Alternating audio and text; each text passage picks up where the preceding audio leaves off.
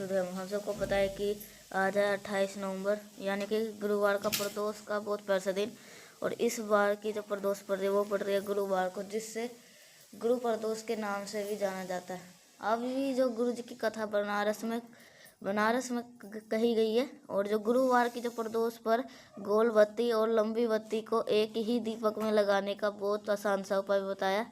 और सबसे अच्छी ये बात है कि इस उपाय के लिए आपको अपने घर के बाहर नहीं जाना, अपने घर के अंदर आप कर सकते हो। बहुत स्पेशल सा, बहुत ही प्यारा सा उपाय है, समझने की पूरी कोशिश करिएगा।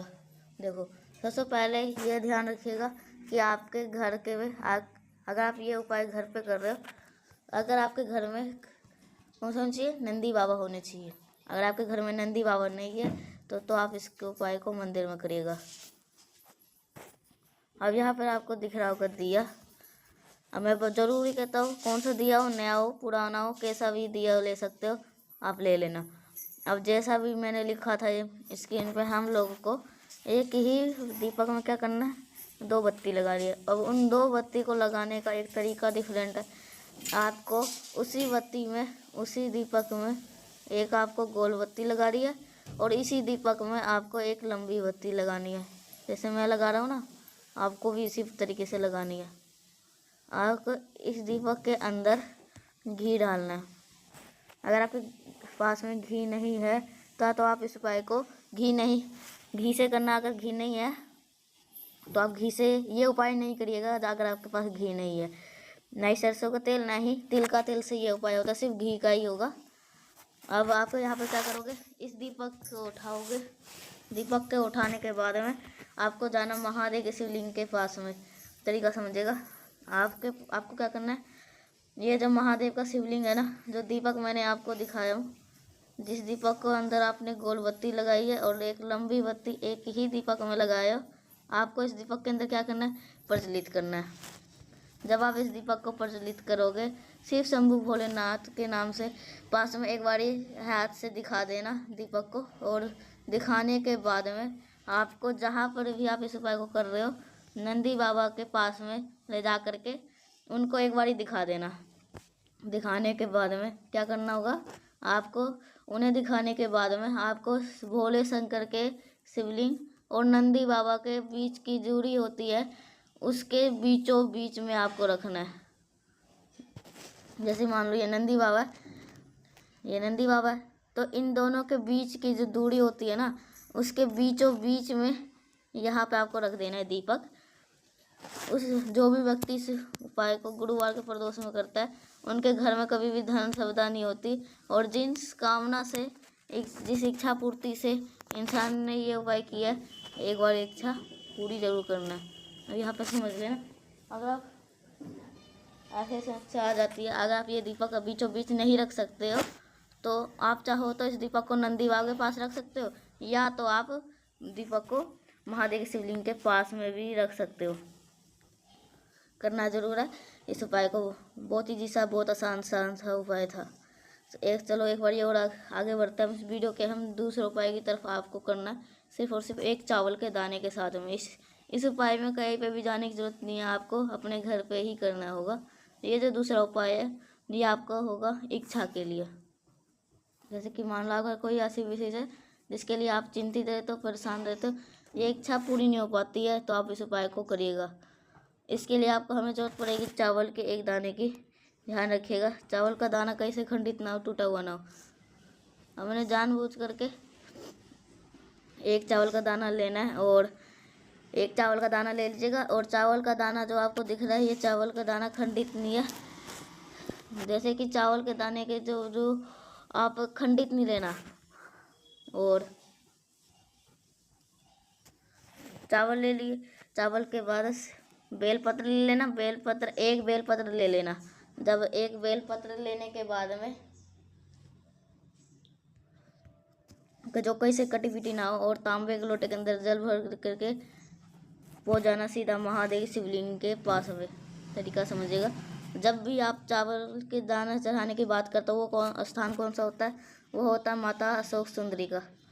तो आपको उस चावल के दाने को कहाँ पे समर्पित करना है, माता अशोक सुंदरी के स्थान पर आपके अपनी मनोकामना कह करके, अपनी विशेष कह करके माता अशोक सुंदरी के स्थान पे एक चावल का दाने को चढ़ाएंगे। और आपके पास में जो तांबे के लोटे के अंदर जल है, उस जल को अभी नहीं चढ़ाएंगे। पहले हम क्या करेंगे, जो बेलपत्र होगी उसको पहले हम टच करवाएंगे भगवान गणेश के स्थान पे, फिर टच करवाएंगे भगवान कार्तिक के, फिर टच करवाएंगे माता अशोक सुंदरी, फिर टच करवाएंगे माता के हस्तकमल पे। लास्ट में उस बेलपत्र को महादेव की शिवलिंग के ऊपर समर्पित कर देंगे। और फिर एक लोटा शुद्ध जल तांबे के लोटे से श्री शिवाय नमः का जप करते हुए, अगर ये उपाय शाम का टाइम पे प्रदोष काल में कर लिए तो आपकी जो भी मनोकामना होगी, जो भी आपकी विशेष होगी, वो बहुत जल्द पूरी होगी। करिएगा, भूलना नहीं है। तो अब यहाँ पे हमने अपने उपाय, दूसरे उपाय को भी समझ लिया। अब आप बात करते हैं तीसरे उपाय की तरफ, जो कि आपको करना रुद्राक्ष के साथ में, 7 मुखी रुद्राक्ष के साथ में। आगे बढ़ते इस वीडियो के हम तीसरे उपाय की तरफ, जो कि, लेकिन तीसरे उपाय से पहले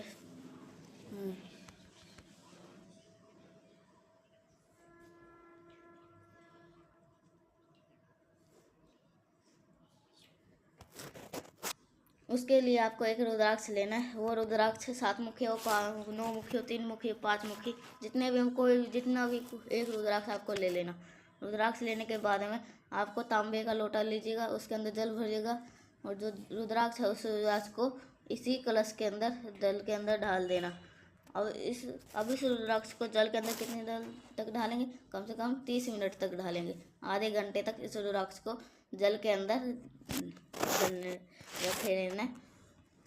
फिर रुद्राक्ष के जल को उठा लेना और फिर प्रदोष काल में महादेव की शिवलिंग के ऊपर कौन सा नाम लेकर के, सोमेश्वर महादेव के नाम से, महादेव का जो प्रदोष के दिन किया जाता है, इस उपाय को सोमेश्वर महादेव के नाम से शाम के टाइम पे प्रदोष काल में महादेव के शिवलिंग के ऊपर चढ़ा देना। अपने घर में करना इस उपाय को, और यही जल आपको बहता हुआ जलाधार से नीचे गिरेगा। इस जल को रोक लेना। रोकने के बाद में इस जल को ले करके अपने घर के पास जाना। और जो भी व्यक्ति आपके टेंशन में रहता है, डिप्रेशन में रहता है, सोचता बहुत ज़्यादा है, तो उस इंसान को आचमन अगर करा दिए तो इंसान की जो भी दशा होगी, दिशा होगी, वो दोनों में सुधार देखने को मिलेगी। करना जरूर। आप 3 उपाय के हम आपको समझ में आ गया होगा। आगे बढ़ते हैं इस वीडियो के हम सबसे आखिरी और सबसे, ये जो उपाय होगा ये होगा रोग मुक्ति के लिए। एक छोटा सा काम कर दीजिएगा जरूर, वो है वीडियो को लाइक कर दीजिएगा। और मेरे जितने भी भाई बहन आवाज़ पहली बार सुन रहे हैं तो चैनल को जरूर से सब्सक्राइब करिएगा। चलो समझने की कोशिश करते हैं इस उपाय को। स्क्रीन पे आपको काला तिल दिख रहा होगा। अगर जैसे कि आप काला तिल की बात करते हैं तो आपके माइंड में आना चाहिए किसके लिए होगा, बीमारी के लिए। आपको गिनती नहीं करनी है, हाँ बट हाँ आपको एक चुटकी काला तिल लेना है। काला तिल के साथ में आपको सबसे ज़्यादा ज़रूरी चीज़ होती है रोग मुक्ति के, वो होते हैं समी के पत्ते। 2 समी के पत्ते लीजिएगा और बहुत ज़्यादा लेने की ज़रूरत नहीं है। फिर आपको तांबे का लोटा लीजिएगा, उसके अंदर जल भरेंगे, जल के अंदर गंगा जल डालिएगा और शाम के टाइम में प्रदोष काल में, और इसे लेकर के एक चुटकी लाल चंदन लीजिएगा। महादेव को कोई भी चीज़ पसंद है, एक तो है बेलपत्र और एक दूसरा होता है लाल चंदन। इन दोनों चीज़ों को लेकर के सीधा पूजाना महादेव की शिवलिंग के पास में, फेस रखेगा उत्तर दिशा, नो डायरेक्शन। सबसे पहला काम करेंगे, लाल चंदन का लेपन हम महादेव की शिवलिंग के ऊपर कर देंगे। लाल चंदन का लेपन करने के बाद में जो आपके पास में समी का पत्ता है, जो भी व्यक्ति आपके पहला समी का पत्ता जिस जगह से जल नीचे गिरता है वहाँ पे, और दूसरा समी का पत्ता महादेव की शिवलिंग के ऊपर उस व्यक्ति का नाम और गोत्र बोल करके चढ़ाएंगे। और फिर एक लोटा जल जो मैंने आपको दिखाया हूँ महादेव के शिवलिंग के ऊपर चढ़ा देना। और अब ये काला तिल को नहीं चढ़ाएंगे। जब आप जल समर्पित कर चुके हैं, जो आपके पास में काला तिल है, उस काले तिल को महादेव के शिवलिंग के ऊपर शंभेश्वर महादेव के नाम से चढ़ा देना।